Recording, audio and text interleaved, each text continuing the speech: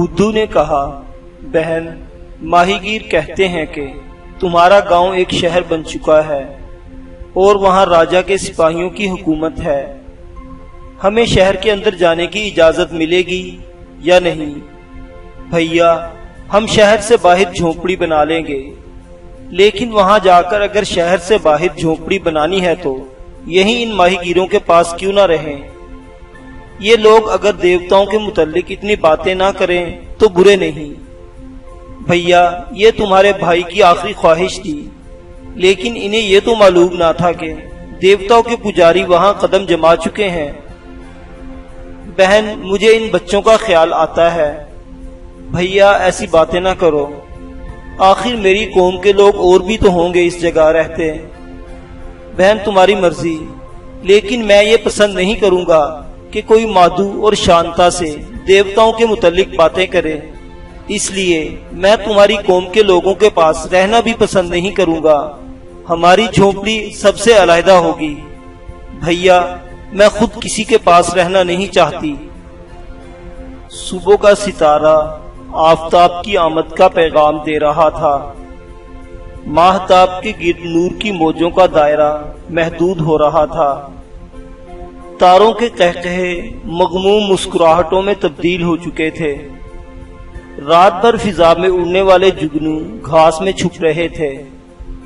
आसपास के दरख्तों पर चिड़ियां चहचहा रही थीं। मशरिक के बुलंद पहाड़ों के अकब से सुर्ख रोशनी की शुआएं आसमान की तरफ उठ रही थीं और शब की स्याह चादर मगरिब की तरफ सिमट रही थी। सूरज, जो आग के अंगारे की तरह सुर्ख और अपनी ज़खामत से कई गुना बड़ा नजर आता था, आहिस्ता आहिस्ता पहाड़ की चोटी पर नमूदार हुआ और इसकी सूख किरणों की बदौलत ब्यास के शफाफ पानी में खून की आमेज़श नजर आने लगी। फिर सूरज के सुर्ख चेहरे पर पिघले हुए लोहे की सफेदी और चमक पैदा होने लगी। इसकी ज़खामत कम होती गई और दरख्तों के तवील और धुंधले साए घटने लगे। आसपास की झाड़ियों में मकड़ी के जालों और घास की पत्तियों पर शबनम के कतरे, रंग बिरंग के बेशकीमत मोती नजर आते थे। कमल हस्बे मामूल सबसे पहले बेदार होकर बकरियों का दूध दो रही थी। माधु उठकर बैठ चुका था और शांता लेटे लेटे आंखें मल रही थी। बुद्धू देर तक जागने के बाद अब गहरी नींद सो रहा था। कमल दूध दोकर उठी और माधु की तरफ देखकर बोली, बेटा, उठकर नहा लो, अपने चचा को भी जगा दो। चचा के लफ्ज पर शांता चौंक कर उठी और माधु अभी उठकर जमाई ही ले रहा था कि इसने भागकर बुद्धू को जगा दिया। बुद्धू एक दो बार आंखें खोलकर फिर सो जाने की कोशिश की, लेकिन शांता के बार बार झंझोड़ने पर उठकर अंगड़ाइयां लेने लगा। कमल ने कहा, भैया, तुम्हारी तबीयत तो ठीक है ना? इसने जवाब दिया, जिस्म टूट रहा है।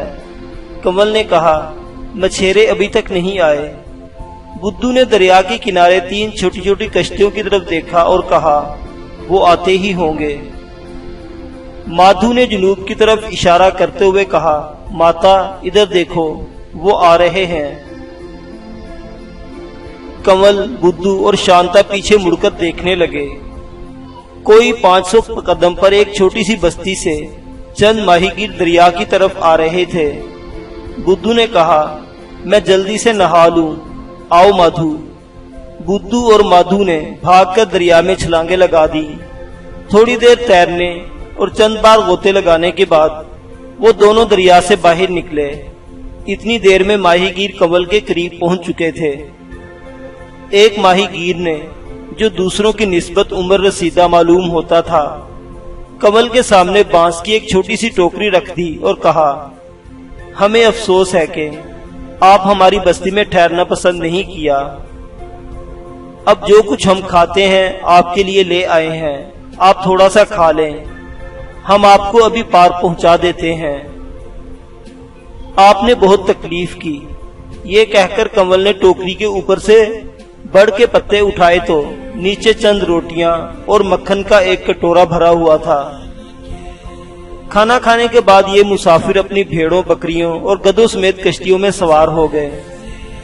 दरिया का बहाव अगरचे तेज था, लेकिन इसकी मौजों में बरसात के इब्तदाई अय्याम की सरकशी ना थी। मंझधार में एक तेज लहर कश्ती को चंद कदम नीचे की तरफ ले गई, लेकिन मल्लाहों ने जल्द ही इनकी रफ्तार पर काबू पा लिया और तीनों कश्तियां किनारे पहुंच गईं। कंवल ने मल्लाहों का शुक्रिया अदा किया और इन्हें एक बकरी देने की कोशिश की, लेकिन उन्होंने बेवा का माल लेने से इनकार कर दिया। मल्लाहों की जमात के 2 आखिरी आदमी मंजिल तक कंवल का साथ देना चाहते थे, लेकिन बुद्धू हर अजनबी से मरासम बढ़ाने के खिलाफ था। इसने कहा, आपने हमारे लिए पहले ही बहुत तकलीफ उठाई है, अब हमारी मंजिल दूर नहीं, हम शाम तक वहां पहुंच जाएंगे। एक मल्लाह ने पूछा, आप कहां जाएंगे? माधु ने परेशान होकर कंवल की तरफ देखा और इसने एक पहाड़ी की तरफ इशारा करते हुए जवाब दिया, वहां पहाड़ी के पीछे जोबनपुर। एक बूढ़े मल्लाह ने हैरान होकर कहा, जोबनपुर तो मुद्दत हुई। एक बूढ़े मल्लाह ने हैरान होकर कहा, जोबनपुर तो मुद्दत हुई उजड़ चुका है, अब वहां ऊंची जात वालों का शहर आबाद है। शायद इस शहर के आसपास अछूतों की जो बस्तियां हैं, इनमें से किसी का नाम जोबनपुर हो। मैंने सुना है कि शहर का सरदार बहुत अच्छा आदमी है और हमारी कौम के आदमियों पर जो शहर के नजदीक बस्तियों में रहते हैं कोई जुल्म नहीं करता। इन्हें हमारी तरह सिर्फ शहर के मंदिरों और कुओं पर जाने की इजाजत नहीं, वरना वो हर तरह से आजाद हैं। शुरू में इन लोगों पर बहुत जुल्म होता था। राजा का सेनापति गंगाराम और इसका भाई जयराम बहुत जालिम थे। गंगाराम का नाम सुनकर कंवल को तस्वुर में चारों तरफ खून की नदियां और आग के शोले दिखाई देने लगे।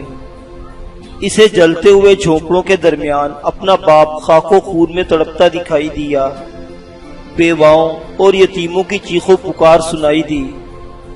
समाज के बागियों के खिलाफ सरदार की बेटी के दिल में इंतकाम की दबी हुई चिंगारियां सुलग उठी।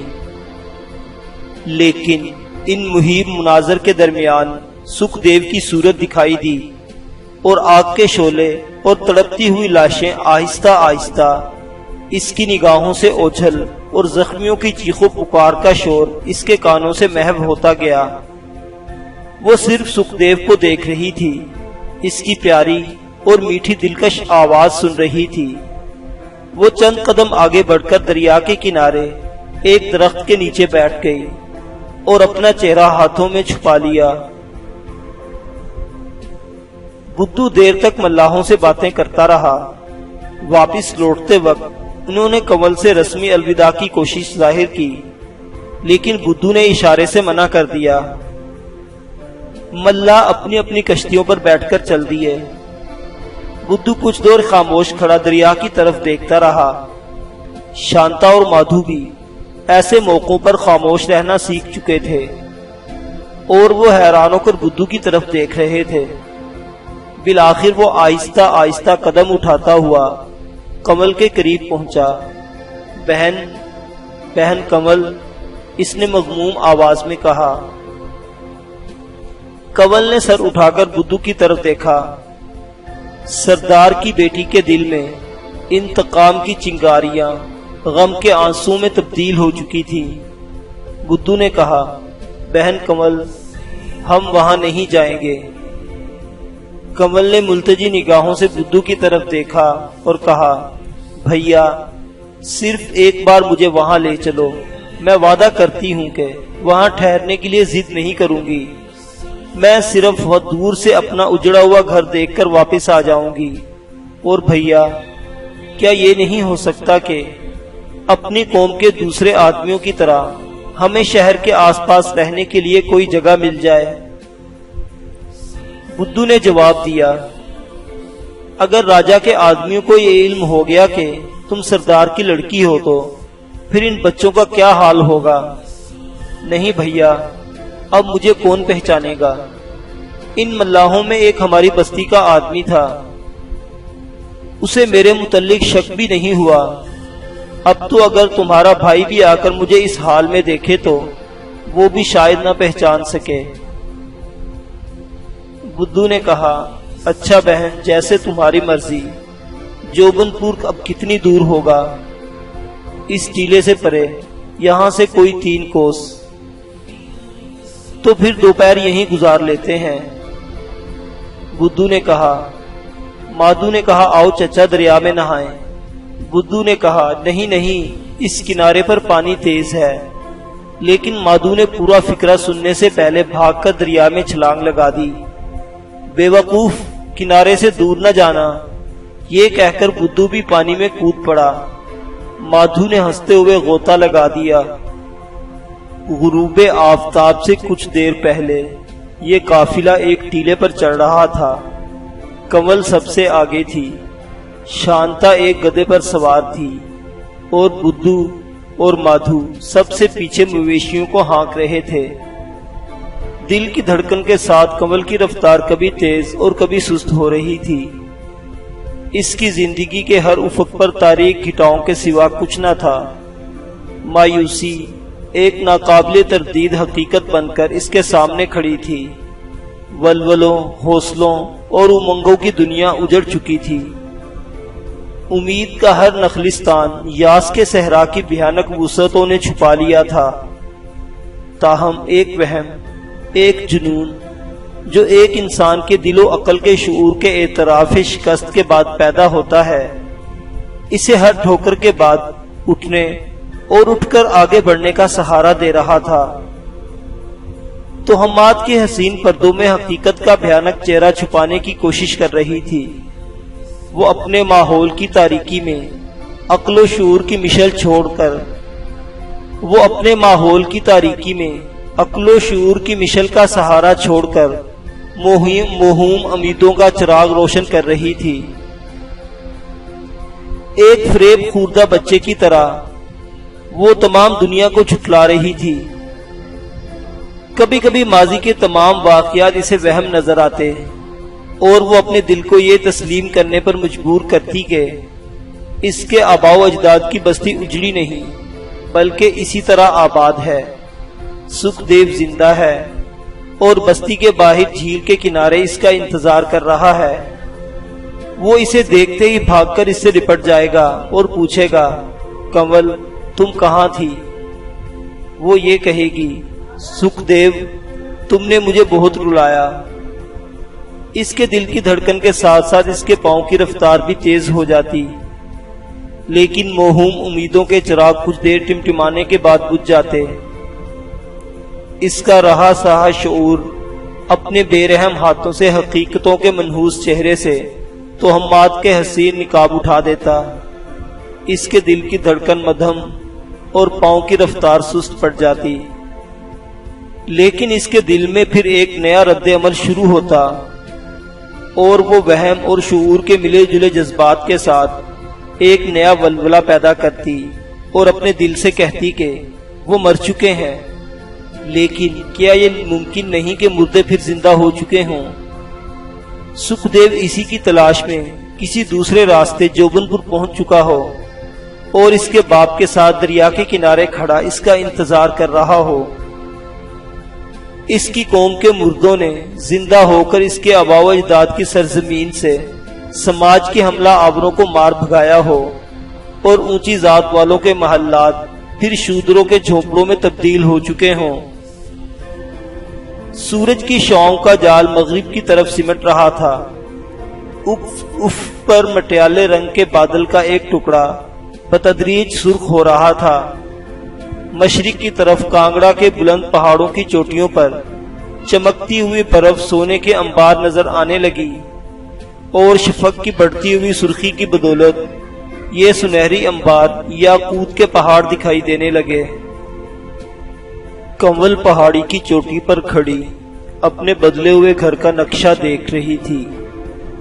आसपास के टीले और इन पर दरख्त इसी तरह खड़े थे। दरिया इसी तरह बह रहा था। नीचे झील के पुरस्कून और शफाफ पानी में दरख्तों के साए इसी तरह नजर आ रहे थे। लेकिन वो छोटी सी बस्ती जिसका तस्वुर कंवल के लिए इन मनाजिर से कहीं ज्यादा दिल फरेब था, अब एक खुशनुमा शहर बन चुकी थी। कंवल अपने डूबते हुए दिल को दोनों हाथों का सहारा देकर इस आलीशान महल की तरफ देख रही थी, जिसकी बुनियाद के नीचे इसके आबाओ अजदाद के घर की राख दफन थी। शहर के इर्द गिर्द छोटी छोटी झोंपड़ियां इस बात का सबूत दे रही थी कि समाज के बागियों में बाज पुरअमन शूदर बन चुके हैं। मायूसी और बेकसी के समंदर की अथाह गहराई में गोता लगाने के बाद अपने दिल से कंवल का पहला सवाल ये था, मैं यहाँ क्यों आई? इसने बुद्धू, माधू और शांता की तरफ देखा और इसकी आंखों में आंसू उमड़ आए। कंवल ने अपने चेहरे को फटी हुई चादर में छुपा लिया और फूट फूट कर रोने लगी। शांता घबराकर मां के साथ लिपट गई और सिसकियां लेने लगी। माधु ऐसे मौकों पर बुद्धू की तकलीद करने का आदी था, लेकिन इस दफा वो भी ज्यादा देर जबत से काम न ले सका और आंसू बहाने लगा। बच्चों को रोता देखकर ममता कंवल की तमाम हिस्सियात पर गालिब आ गई। इसने आंसू पूछे बच्चों को एक के बाद दीगरे गले लगाया और बुद्धू की तरफ देखकर कहने लगी, भैया चलो। बुद्धू ने कहा, अब कहाँ जाएं बहन? चलो इस शहर के बाहर कहीं भी हम डेरा जमा लेंगे, अब रात हो रही है। अगर तुमने वहां ठहरना मुनासिब न समझा तो कल कहीं और चले जाएंगे। माधु ने कहा, चचा चलो, मुझे प्यास लग रही है। टीले से नीचे उतरने के बाद अछूतों की एक छोटी सी बस्ती के कुत्तों ने नहायत गर्मजोशी के साथ इस काफिले का खैर मकदम किया। चंद मर्द, औरतें और बच्चे कुत्तों की चीखों पुकार सुनकर घरों से निकले और बुद्धू कंवल से इस तरह सवाल करने लगे, कहाँ से आए हो? कौन हो? कहाँ जा रहे हो? रात यहाँ क्यों नहीं ठहरते? कंवल खामोश थी। बुद्धू ने किसी सवाल का जवाब न दिया और गधों को हाँकता और कुत्तों को गालियां देता हुआ बस्ती से बाहर निकल आया। कंवल की ख्वाहिश पर इसने झील के करीब चंद घने दरख्तों के दरमियान गधे रोक लिए और सामान उतारने लगा। आधी रात के वक्त बुद्धू, शांता और माधु शबनम से भीगी हुई घास पर फटे पुराने बिस्तर बिछाए गहरी नींद सो रहे थे। कंवल कई बार करवटें बदलकर सोने की नाकाम कोशिश के बाद आसमान के जगमगाते सितारों को देखने लगी। मशरिक में एक टीले के अकब से चांद नमूदार हुआ और सितारों की चमक मांद पड़ने लगी। कंवल को अचानक एक ख्याल आया और वो उठकर झील की तरफ चल दी। झील में जा बजा कंवल के फूल खिले हुए थे, चमकते हुए जुगनू फिजा में रक्स कर रहे थे। कंवल अपनी इब्तदाई जिंदगी में हजारों बार ये मनाजिर देख चुकी थी, लेकिन अब इनमें वो दिलकशी नाम को न थी। बचपन में वो इन तमाम चीजों को अपनी जिंदगी का एक जुज ख्याल करती थी। जुगनुओं के पीछे भागने और कंवल के फूलों को तोड़कर इनकी पत्तियां बखेरने में एक लुत्फ आता था। वो टीलों और वादियों में घूमते और झील में तैरते हुए खुश होती थी। फिर सुखदेव आया और इसने कंवल के जमीनों आसमान में एक नया रंग भर दिया और इसे दुनिया की हर हसीन शय सुखदेव के किसी न किसी खूबी का मजहर नजर आने लगी। इसे पहाड़ों में सुखदेव की अजमत, चांद में इसकी दिल फरेबी, सूरज में इसका जाहो जलाल, सितारों में इसकी मुस्कुराहटें और कंवल के फूलों में इसकी पाकीज़गी नजर आती। लेकिन सुखदेव की मौत के बाद कुदरत का हसीन चेहरा इसकी निगाहों में मस्क हो चुका था और जिंदगी के मीठे राग तल्ख हो चुके थे। कंवल झील के किनारे साथ साथ चलती गई। एक टीले के करीब एक आम के दरख्तों का झुंड दिखाई दिया। वो रुकी, झिझकी और फिर भागकर एक दरख्त के साथ लिपट गई। ये उन आमों की बोई हुई गुठलियां थी जिन्हें सुखदेव ने खाया था। कंवल ने दुख भरी आवाज में कहा, सुखदेव, हमारी मोहब्बत के पौधे अब तनावर दरख्त बन चुके हैं। सुखदेव, तुम कहाँ हो? खामोश कायनात कंवल के इस सवाल का जवाब न दे सकी और वो ख्यालात की दुनिया में खो गई। सुखदेव इसके सामने खड़ा था और वो चारपाई पर पड़े हुए आमों के ढेर की तरफ इशारा करके कह रही थी, खाने की चीज खा लेने में क्या हर्ज है। आप शायद परसों तक दरिया अबूर न कर सकें, शायद चंद दिन और यहीं रहें, इतने दिन बगैर कुछ खाए। और फिर जब वो अपने हाथों के लगाए हुए पौधों में से घास उखाड़ रही थी, वो टीले से उतरकर इसके पास आ खड़ा हुआ। कमल धड़कते हुए दिल पर हाथ रखकर ये कह रही थी, ये आम इसी दिन आपने खाए थे, मैंने गुठलियां लाकर इस जगह बो दी, ये तमाम उगाई हैं। अचानक आम के दरख्त पर से उल्लू की खौफनाक आवाज सुनाई दी और कमल के तसव्वुरात की हसीन दुनिया दरम बरम हो गई। इसे बच्चों का ख्याल आया और वो तेजी से कदम उठाती हुई वापस चल पड़ी। अलग सुबह जब बुद्धू उठकर झील में नहाने का इरादा कर रहा था, इसे कमल की आवाज सुनाई दी। वो बच्चों के करीब लेटी हुई गहरी नींद में कह रही थी, मैं यहीं रहूंगी, ये मेरा वतन है, मेरे बच्चों का वतन है, मैं यहीं रहूंगी, यहीं रहूंगी। बुद्धू कुछ देर माथे पर हाथ रखकर बैठा सोचता रहा। बिलाखिर वो अंगड़ाई लेकर उठा और माधु को झंझोड़कर जगाने लगा। माधु आंखें मलता हुआ उठा। बुद्धू ने कहा, चलो नहाएं। नहाने की दावत पर माधु की तमाम सुस्ती काफूर हो गई और वो खुशी से उछलता कूदता बुद्धू के आगे आगे चल दिया। बुद्धू ने कहा, पहले कौन पहुंचेगा?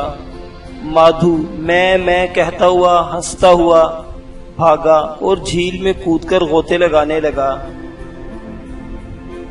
इसी दिन बुद्धू पड़ोस के शूद्रों की मदद से सरकंडे का झोंपड़ा तामीर कर रहा था।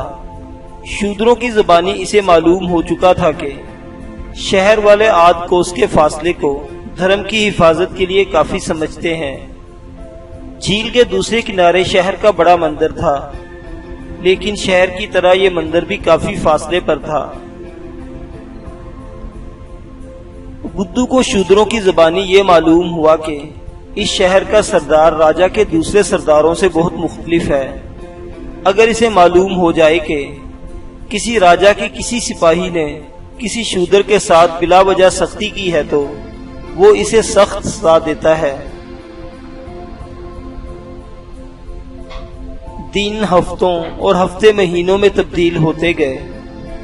वक्त का मरहम अगरचे कमल के ना मिटने वाले जख्मों का मदावा बन सका, ताहम दर्द की शिद्दत आहिस्ता आहिस्ता कम होती गई। मरने वाले शोहर की मोहब्बत इसकी जिंदा निशानियों की तरफ मुनतिफ होने लगी। बेवा की मायूसियां एक माँ की उमंगों में तब्दील होने लगी। बुद्धू का दिन भेड़ों और बकरियों के पीछे भागते बुद्धू का दिन भेड़ों और बकरियों के पीछे घटते और बढ़ते हुए साए नापने में गुजरता। वो शाम को थका हुआ आता और खाना खाकर सो जाता। अगर माधु और शांता इसरार करते तो चुड़ैलों और भूतों की कोई कहानी सुनाने बैठ जाता। आसपास की बस्तियों के चरवाहों से वो समाज के देवताओं के मुतल्लिक बहुत कुछ सुन चुका था, लेकिन देवता के मायने इसके लिए मिट्टी की एक भयानक मूर्ति के सिवा कुछ न थे। पहाड़ी कौम के हर चरवाही की जुबान से देवता का लफ्ज सुनकर वो यही समझता कि कोई रामू इसे बेवकूफ बना चुका है। 10 महीनों में कोई काबिल जिक्र वाकया पेश न आया। बरसात का पहला महीना माधु और शांता के लिए इंतहाई मुसर्रत का महीना था। वो दिन भर झील में नहाते और शाम के वक्त किसी टीले पर चढ़कर दरिया की रवानी का मंजर देखते। रात भर बारिश की वजह से सुबह के वक्त हल्की हल्की बदलियां एक लुटे हुए काफले की तरह मुंतशिर होकर मगरिब का रुख कर रही थी। दूर से मंदिर की घंटी की आवाज आ रही थी। पत्थर के एक मकान के कुशादा सहन में आम के एक दरख्त के नीचे चंद गायें खड़ी थी।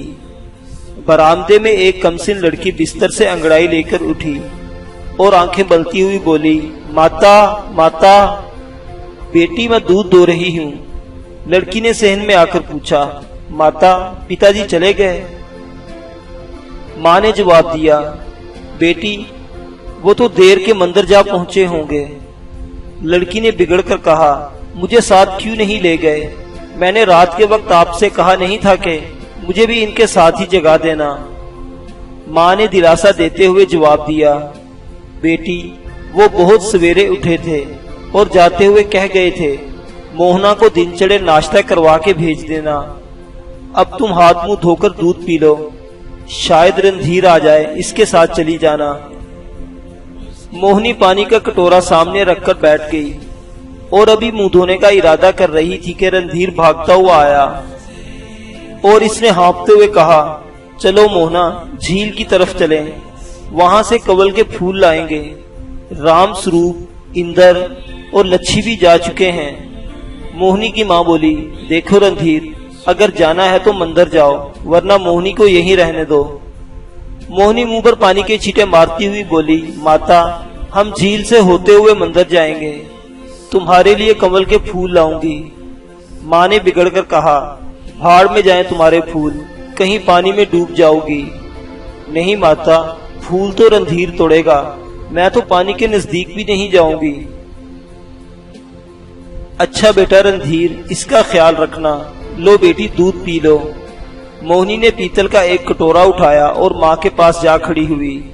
माँ ने कटोरा भर दिया तो वो दबे पांव रणधीर के पास आई और आहिस्ता से बोली, लो जल्दी करो, मैं पी आया हूँ। रणधीर ने सर हिलाते हुए जवाब दिया, ये पीना पड़ेगा, वरना मैं नहीं जाऊंगी।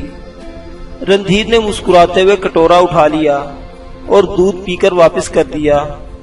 मोहनी भागकर माँ के पास पहुंची और कहने लगी, माता आज 2 पीऊंगी। माँ ने मुड़कर रणधीर की तरफ देखा, वो हंस पड़ा और इसने मुस्कुराते हुए कटोरा भर दिया। मोहनी ने दूध पीकर कटोरा बरामदे में रख दिया और रणधीर के साथ चल दी।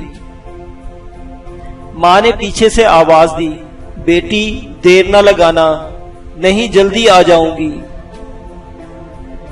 मोहनी इस ख्याल से कि शायद माँ वापस ना बुला ले, रणधीर के आगे आगे भागने लगी।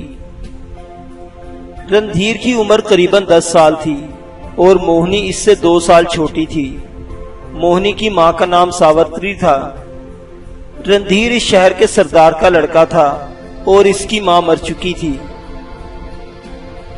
झील के किनारे इन बच्चों के साथी एक अजनबी लड़की के पास खड़े एक लड़की की तरफ देख रहे थे जो झील के गहरे पानी में गोते लगा रहा था। तैरने वाले लड़के ने इन सबको दांत तलब निगाहों से देखकर कहा, शांता देखो मैं नीचे से मिट्टी लाता हूँ। शांता को इन बच्चों के साफ सुथरे लिबास ने मरूब कर दिया था। वो परेशान होकर किनारे की तरफ बढ़ी और कहने लगी, चलो माधु घर चलें, माता इंतजार करती होंगी। अभी आया। माधु ने ये कहकर गोता लगा दिया। बच्चे चंद लम्हे परेशान खड़े रहे। मोहनी देर तक जब्त न कर सकी। इसने मुल्तजी निगाहों से रणधीर की तरफ देखा और कहने लगी, रणधीर वो बेचारा डूब गया, इसे निकालो ना। रणधीर ने जल्दी कुर्ता उतारकर पानी में छलांग लगा दी। वो अब भी गहरे पानी में ना पहुंचा था कि माधु ने किनारे के पास आकर सर निकाला और शांता की तरफ एक सीप फेंकते हुए बोला, ये लो। आहा सीप। मोहनी ने शांता के पास आते हुए कहा, तुम लोगी? शांता ने ये कहकर सीप इसकी तरफ बढ़ा दिया। मोहनी ने सीप इसके हाथों से लेते हुए पूछा, वो तुम्हारा भाई है? हाँ, हमें भी सीप ला दो ना। लच्छी ने माधु से मुखातिब होकर कहा, अच्छा तुम्हें भी ला देता हूँ। माधु ने चंद बार पानी में गोते लगाए और हर एक को एक एक सीप ला दिया। रणधीर ने भी सीप हासिल करने के लिए चंद बार गोते लगाए, लेकिन इसके हाथ कुछ ना आया। माधु ने पूछा, तुम्हें भी ला दूं? रणधीर ने जवाब दिया, नहीं, मैं खुद निकालूंगा। राम स्वरूप और इंदर किनारे के कम गहरे पानी में उतरकर कमल के फूल तोड़ने लगे। मोहनी ने पानी में उतरने की बजाय किनारे से हाथ बढ़ाकर एक फूल तोड़ने की कोशिश की, लेकिन पांव फिसला और वो धम से पानी में गिर पड़ी। बाकी तमाम बच्चों ने कहकहा लगाया। रणधीर इसकी मदद के लिए बढ़ा। लेकिन वो इसके पहुंचने से पहले उठ बैठी और कुछ देर मुंह बसोरने के बाद बच्चों की हंसी में शरीक हो गई। माधु ने गहरे पानी से कंवल के चंद बड़े बड़े फूल तोड़े और झील से बाहर आकर झिझकते हुए मोहिनी को पेश कर दिए। मोहिनी ने कुछ कहे बगैर इसके हाथ से फूल ले लिए। माधु ने पूछा, और ला दूं? मोहिनी ने जवाब दिया, नहीं, ये बहुत हैं। माधु को अब भूख महसूस हो रही थी, लेकिन इन बच्चों को छोड़कर इसका घर जाने को जी न चाहा। इसने फिर झील में छलांग लगा दी और रणधीर के पास जाकर कहा, मैं गोता लगाता हूं, तुम पकड़ोगे? हाँ। माधु ने गोता लगाया। रणधीर ने इसे पकड़ने की कोशिश की, लेकिन वो बहुत दूर जा निकला। इसके बाद रणधीर ने गोता लगाया, लेकिन माधु ने इसे पकड़ लिया। माधु और रणधीर देर तक इस खेल में मसरूफ रहे। मोहिनी ने कई आवाजें दी, लेकिन रणधीर इस नई दिलचस्पी में मंदिर की तरफ जाने या घर लौटने का ख्याल छोड़ चुका था। बाकी बच्चे अपने अपने घर जा चुके थे। मोहिनी रणधीर की बेतवज्जी से तंग आकर शांता से बेतकल्लुफ होने की कोशिश कर रही थी। इसने शांता के करीब घास पर बैठते हुए पूछा, तुम भी तैरना जानती हो? हाँ। और तुम? मुझे गहरे पानी से डर लगता है। शांता ने पूछा, तुम शहर से आई हो? हाँ। और तुम? हम यहीं रहते हैं, झील के किनारे। तुमने शहर देखा है? नहीं।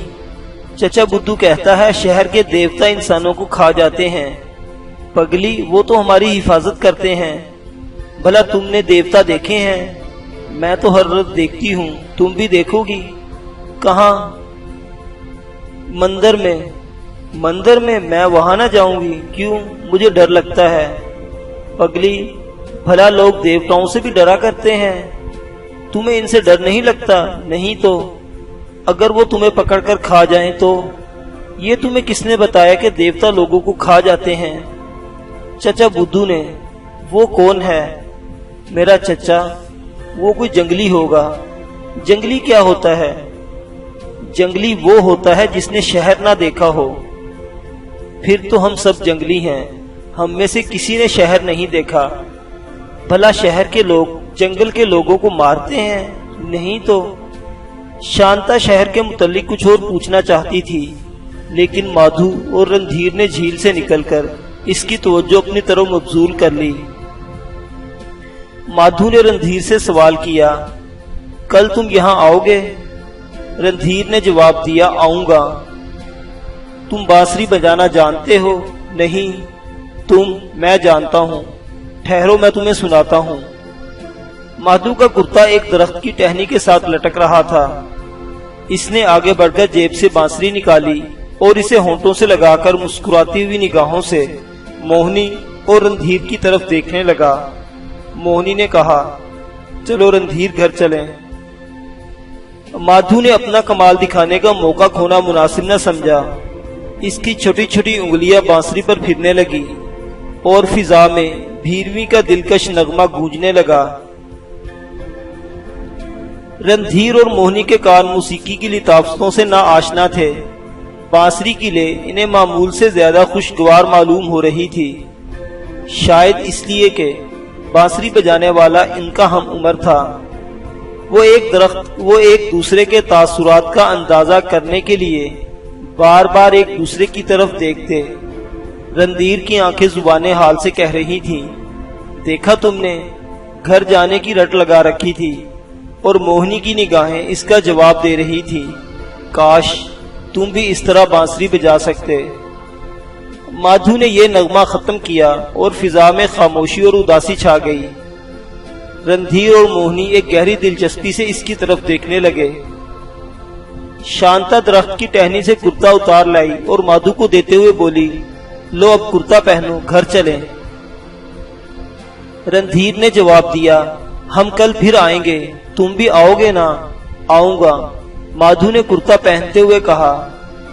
रणधीर कपड़े पहनकर मोहिनी के साथ हो लिया, लेकिन चंद कदम चलकर वापस मुड़ा और माधु से पूछने लगा, तुम कहाँ जाओगे? हम झील के उस तरफ रहते हैं। मैं कल बांसुरी लाऊंगा, तुम मुझे सिखा दोगे? सिखा दूंगा। तुम्हारा नाम क्या है? माधु। और तुम्हारा? रणधीर, इसने जवाब दिया। और तुम्हारा? माधु ने मोहिनी से पूछा। मेरा नाम मोहिनी है। तुम बगले के बच्चे देखोगी? हाँ, वो कहाँ हैं? तुम इन्हें मारोगी तो नहीं? नहीं मारूंगी। अच्छा चलो, मैं तुम्हें दिखाता हूँ। शांता का पैमाना सब्र लबरेज हो चुका था। इसने कहा, मैं बगले के बच्चे देख चुकी हूँ, मुझे भूख लग रही है, मैं घर जाऊंगी। अच्छा तुम जाओ। शांता झोंपड़ी की तरफ चल दी। रणधीर ने कहा, चलो मोहिनी फिर देखेंगे। नहीं, मैं अभी देखूंगी। जब तुम नहा रहे थे मेरी बात भी नहीं सुनते थे। अब मैं बगले के बच्चे देखना चाहती हूँ और तुम भागना चाहते हो। अच्छा भाई चलो। रणधीर और मोहिनी माधु के पीछे चल दिए। चंद कदम चलकर माधु एक दरख्त के ऊपर चढ़ा और इसने घोंसले में से बगले के 2 बच्चे उतारकर रणधीर और मोहिनी के सामने रख दिए। मोहिनी ने पूछा, ये चूज क्यों खोलते हैं? माधु ने जवाब दिया, इन्हें भूख लग रही है। मोहिनी ने कहा, नहीं, तुम गलत कहते हो, ये भगवान जी का नाम जपते हैं। भगवान जी? वो क्या होता है? मोहिनी ने हैरान होकर जवाब दिया, तुम्हें भगवान जी का पता नहीं? भगवान जी ने तो हमें बनाया है। माधु ने सवाल किया, तुम्हें भगवान जी ने बनाया है? हाँ, और मुझे? तुम्हें भी इसी ने बनाया है। और इन फूलों को ये भी भगवान जी ने बनाए हैं। पिताजी कहते थे कि सब चीजें भगवान जी ने बनाई हैं। माधु ने परेशान होकर सवाल किया, वो भगवान जी कहाँ हैं? तुमने अभी तक भगवान जी को नहीं देखा? माधु ने सर हिलाते हुए जवाब दिया, नहीं, वो मंदिर में हैं। हम इन्हें हर रोज देखा करते हैं। तुम भी देखोगे? लेकिन चचा बुद्धू तो ये कहता है कि मंदिर में शहर के लोग बच्चों को खा जाते हैं। वो तुम्हें यूं ही डराता होगा। चलो रणधीर, इसे मंदिर दिखा लाएं। लेकिन देर हो जाएगी। नहीं, हम जल्दी लौट आएंगे। माधु खौफ, तशवीश और तजब्जुब के मिले जुले जज्बात के साथ मोहिनी और रणधीर के साथ मंदिर की तरफ चल दिया। बुद्धू ने इसे और शांता को मंदिर के मुतल्लिक हजारों खौफनाक बातें सुनाई थी, लेकिन मोहिनी ने यह कहकर कि वो तुम्हें डराता होगा, इसके अक्सर तोहमात दूर कर दिए थे। वो सोच रहा था कि चचा बुद्धू इसे अक्सर डराया करता था। जब वो बहुत छोटा था तो वो इसे ये कहकर दरख्तों पर चढ़ने से मना किया करता था कि वहाँ चुड़ैलें रहती हैं। लेकिन अब वो ऊंचे से ऊंचे दरख्त पर चढ़ सकता था और किसी चुड़ैल ने इसे नीचे ना गिराया। जब वो जरा बड़ा हुआ तो बुद्धू झील में जाने से रोकने के लिए ये कहा करता था कि वहाँ मगरमच्छ रहते हैं। लेकिन अब वो गहरे पानी में तैरता है और मगरमच्छ इसे खाने के लिए नहीं दौड़ते। मंदिर में अगर कोई डराने वाली चीज होती तो रणधीर और मोहिनी को क्यों ना डराती। माधु अपने दिल में कह रहा था, बुद्धू चचा मुझे दरख्तों से इसलिए डराता था कि मैं गिर ना पड़ूं, पानी से इसलिए डराता था कि मैं डूब ना जाऊं, और मंदिर से शायद इसलिए डराता है कि मैं रास्ता ना भूल जाऊं। और शहर के मुतल्लिक भी तो मुझे डराया करता था। मुमकिन है कि शहर के मुतल्लिक भी इसने झूठ बोला हो। अगर शहर के लोग बच्चे खाने वाले होते तो रणधीर और मोहिनी और दूसरे बच्चों को क्यों छोड़ते। चचा झूठ बोलता है। आज मैं इसे बताऊंगा कि मंदिर देख आया हूँ और तुम शहर के मुतल्लिक भी झूठ बोलते हो। माधु का दिल खुशी से उछलने लगा, लेकिन फिर एक ख्याल इसके दिल में आया, वो भगवान कैसा होगा, मंदिर में बैठकर ये सब कुछ किस तरह बनाता होगा। इसके दिमाग में भगवान की कोई ख्याली तस्वीर ना आ सकी। बहर सूरत इसे ये इत्मीनान हो चुका था कि वो कोई खौफनाक शय ना होगी। मंदिर से बाहर शंकर और गोपाल, 2 पुजारी, आम के दरख्तों की घनी छांव में सो रहे थे। मोहिनी और रणधीर के साथ माधु अपने दिमाग में भगवान की अजीबो गरीब ख्याली तस्वीरें लिए मंदिर में दाखिल हुआ। मंदिर के वसी कमरे में तरह तरह की मूर्तियां देखकर हैबत सी तारी हो गई। मुझे डर लगता है, इसने वापस मुड़ते हुए कहा। मोहिनी ने इसे तसल्ली दी और कहा, डर किस बात का, ये सब अच्छे देवता हैं। देवता? इसने हैरान होकर सवाल किया। तुम तो मुझे भगवान दिखाने लाए थे, वो जिसने हमें बनाया है। मोहिनी ने जवाब दिया, वो देखो, सबसे ऊंचे भगवान जी। आओ करीब आकर अच्छी तरह देखो, डरते क्यों हो? माधु डरते डरते आगे बढ़ा। रणधीर और मोहिनी की हंसी से इसका खौफ भी आहिस्ता आहिस्ता जाता रहा और वो मूर्ति जिसने तमाम दुनिया की चीजों के अलावा कमल के फूल और मोहिनी जैसी दिलफरेब सूरतें बनाई थी, इसे प्यारी नजर आने लगी। वो जरा और आगे बढ़ा और चंद बार कांपते हुए हाथों से मूर्ति को छूने की बाद बेतकल्लफी से इसके जिस्म पर हाथ फेरने लगा। इसने मोहिनी की तरफ देखते हुए कहा, ये हिलते और बोलते क्यों नहीं? ये बहुत सख्त हैं, शायद ये पत्थर के बने हुए हैं। मोहिनी ने कहा, ऐसा ना कहो, भगवान जी खफा हो जाएंगे। इनके सामने लोग भजन गाया करते हैं, आओ हम भी गाएं। भजन क्या होता है? मैं तुम्हें भजन नहीं आता? अच्छा, हम गाते हैं, तुम सुनो। मोहिनी और रणधीर की शीरी आवाज मंदिर में गूंजने लगी। माधु चंद बार इनके अल्फाज मुंह में दोहराने के बाद इनके साथ गाने में शरीक हो गया। भजन के इख्तिताम पर माधु ने पूछा, मैं भगवान के सामने बांसुरी बजाऊं? रणधीर ने जवाब दिया, बजाओ। माधु ने एक दिलकश तराना शुरू किया। मंदिर से बाहर बांसुरी की ऊंची सुरों से शंकर और गोपाल चौंक उठे। गोपाल ने कहा, अरे शंकर, कितनी मीठी आवाज है। शंकर ने डंडा संभालकर उठते हुए कहा, ओए मारे गए, अरे ये तो वही अछूत लोंडा है जो झील के किनारे बांसुरी बजाया करता था। शंकर मंदिर की तरफ भागा और गोपाल इसके पीछे हो लिया। इन्हें बेतहाशा मंदिर में दाखिल होते देखकर माधु के कांपते हुए हाथों से बांसुरी गिर पड़ी और वो रणधीर के पीछे खड़ा हो गया। माधु को देखते ही शंकर ने गजबनाक होकर डंडा उठाया और इससे पेशतर के रणधीर और मोहिनी इसके बचाव की कोशिश कर सकते। इसका डंडा माधु के सर पर पड़ा। माधु त्योराकर जमीन पर गिरा और इसके सर से खून का फव्वारा बह निकला। शंकर ने दूसरी बार डंडा उठाया, लेकिन गोपाल ने आगे बढ़कर इसका हाथ पकड़ लिया और कहने लगा, शंकर, यह भगवान का मंदिर है, काली देवी का मंदिर नहीं। रणधीर अगरचे कमसिन था, लेकिन इसकी रगों में एक बहादुर कश्तरी का खून था और फिर शहर के सबसे बड़े सरदार के बेटे के सामने एक मामूली पुजारी की यह हरकत एक नई बात थी। इसने गर्ज कर कहा, तुमने इसे क्यों मारा? इसने तुम्हारा क्या बिगाड़ा था? पुजारी को गुस्से की हालत में सरदार के बेटे को पहचानने में जरा देर लगी। इसने कहा, तुम लाए थे यहाँ?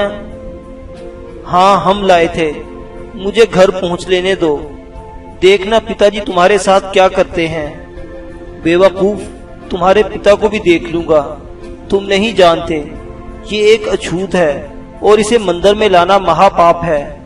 ये कहकर शंकर ने माधु को पांव से पकड़ा और घसीटता हुआ मंदिर से बाहर ले गया।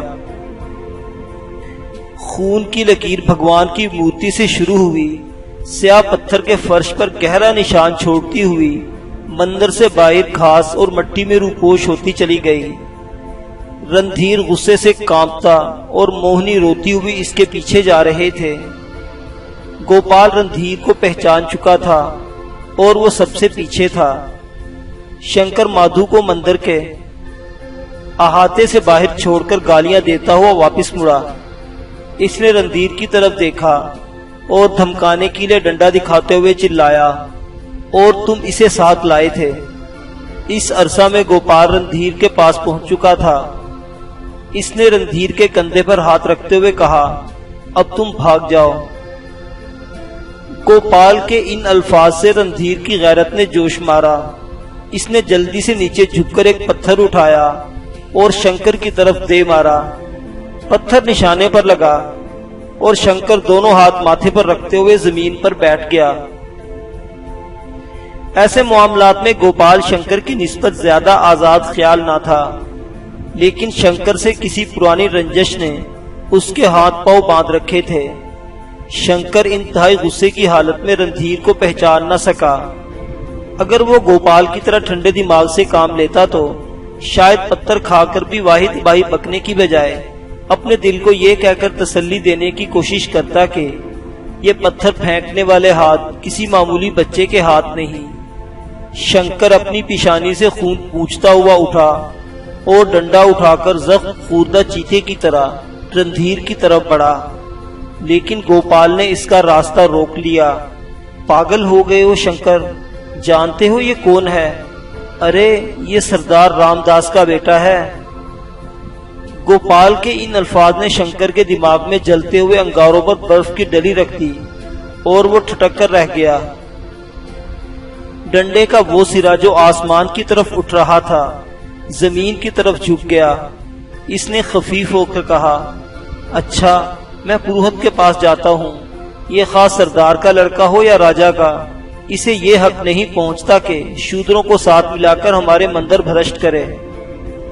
गोपाल ने कहा, तुम्हारी भाग दौड़ का ज्यादा से ज्यादा असर ये होगा कि हमें दरिया से पानी लाकर सारा मंदिर धोना पड़ेगा।